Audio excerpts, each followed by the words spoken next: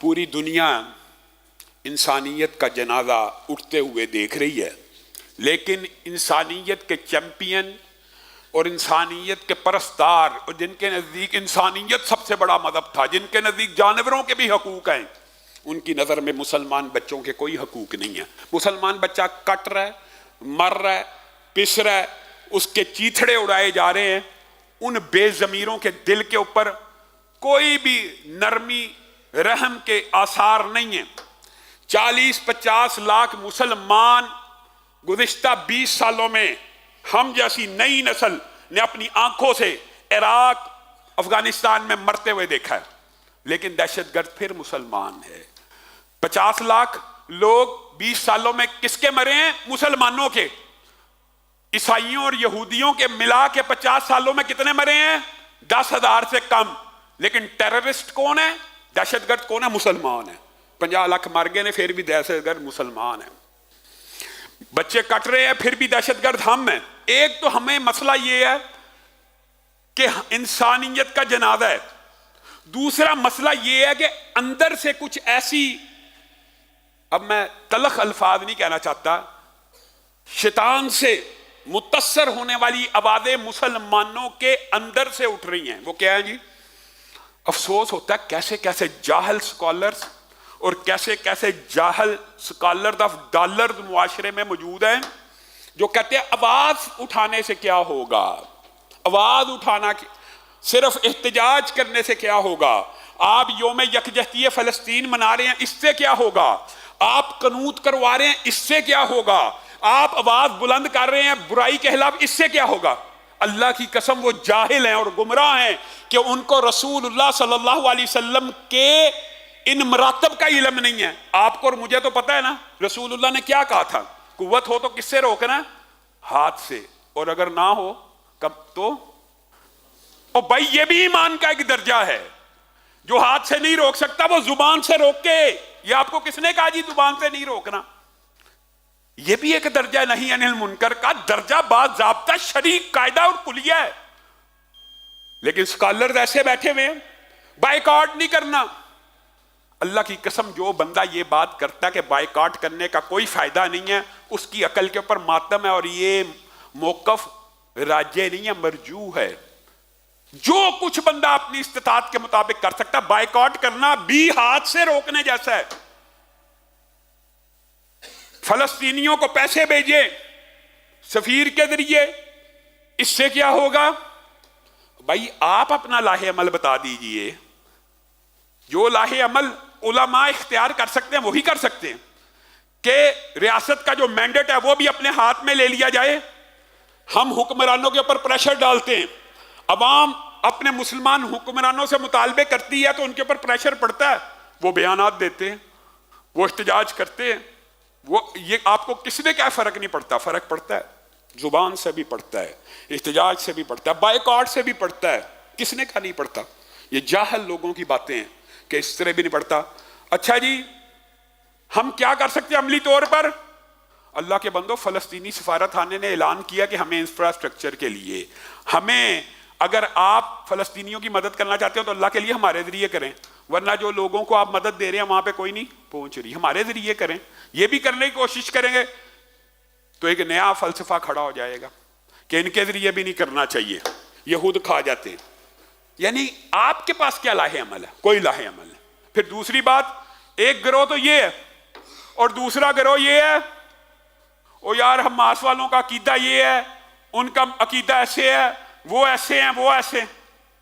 अल्लाह के बंदो, जब जंग छिड़ जाए तो पहले कुफार को तो शिकस्त दो, पहले काफिरों से तो लड़ लो, पहले काफिरों को तो भगा लो, फिर आपस में अपने अकीदे का इख्तिलाफ बयान कर लेना। यह फलसफा भी गलत है कि हमास की हिमायत नहीं करनी चाहिए, फलां तंजीम की हिमायत नहीं करनी। जो दिफा कर रही है, जो जंग लड़ रही है इस वक्त पूरी दुनिया के मुसलमानों को उसकी हिमायत करनी चाहिए, ये बगैर तखसीस के साथ जी उनका अकीदा ऐसा है, जी उनका अकीदा ऐसा है। और कलमा गो मुसलमान को हर लिहाज से कुफार के ऊपर फौकियत हासिल है, हर लिहाज से।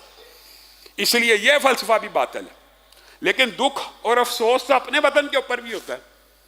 एक तरफ पहले भी आपको रखा कि वहां पे मुसलमान मर रहे हैं, खुदा की कसम, ऐसे ऐसे फैमिली के अंदर, अपनी फैमिली के अंदर बात बतला रहा हूँ, ऐसे ऐसे लोग देखे हैं जो कई कई रात से सो नहीं सके वीडियोस देखकर, और परेशानी के आलम, और लोग बेचैन हैं, बेकरार हैं, साथ देना चाहते हैं लेकिन उनको मिसगाइड किया जाता है, उनके जज्बात को किसी और तरफ मोड़ा जाता है। और दूसरी बात यह है कि आज मुसलमानों के जज्बात हैं, आंखों में आंसू हैं, दिल और कलेजे चिर रहे हैं, पाकिस्तानियों को मौसीकी के फेस्टिवलों की पड़ी हुई है।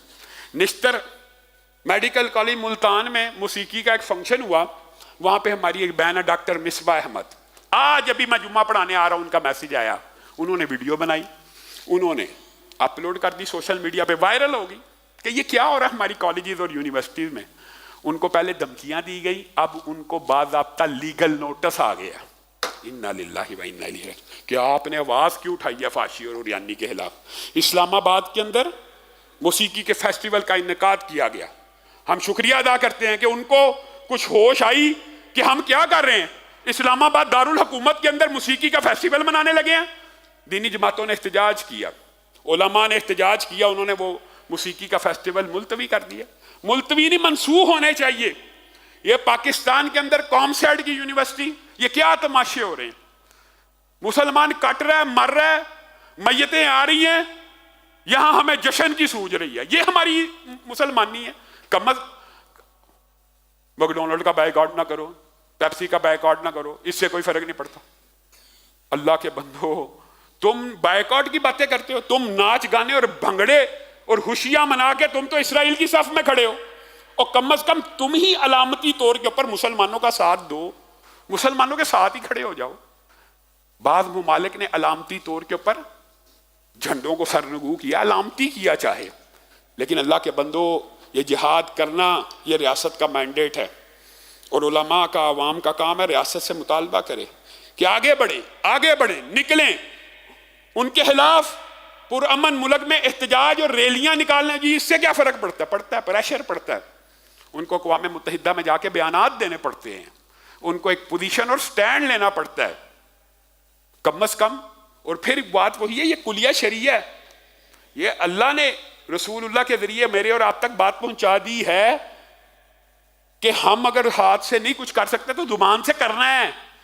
जुबान से करने वाले को यह कह दिया जाए इससे कोई फर्क नहीं पड़ता, ये शरीयत का भी मजाक है और ये शरीयत के कवानीन के भी खिलाफ। हाँ, अल्लाह ना करे कि हमारे ऊपर ईमान का वो दर्जा है कि सिर्फ दिल ही से बुरा जाने हैं, वो भी वक्त आना है, एक वक्त आना है मुसलमानों के ऊपर कि सिर्फ दिल से बुरा समझा जाएगा, जुबान से कहने की भी हिम्मत नहीं होगी।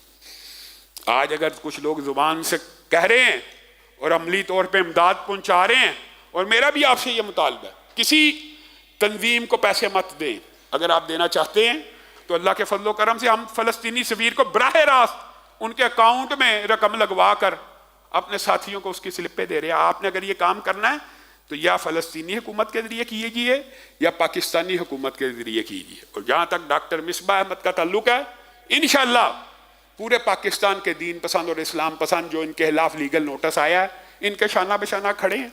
निश्तर मेडिकल वालों ने लीगल नोटिस भेज दिया डराने के लिए एक डॉक्टर को कि इसको स्नब किया जाए और इसको हम प्रेशराइज कर लेंगे और इसको डरा लेंगे, धमका लेंगे, और उससे यह मुतालबा किया वो निश्तर वाली वीडियो अपने सोशल मीडिया अकाउंट से हटा ली जाए। किसी सूरत डॉक्टर साहबा को नहीं हटानी चाहिए। लोगों के सामने इन तलीमी अदारों के अंदर जो गुल खिलते हैं वो सामने नजर आने चाहिए। अल्लाह रब्बुल इज़्ज़त जो कहा गया, जो सुना गया, उसको समझने की तौफीक इनायत फरमाए।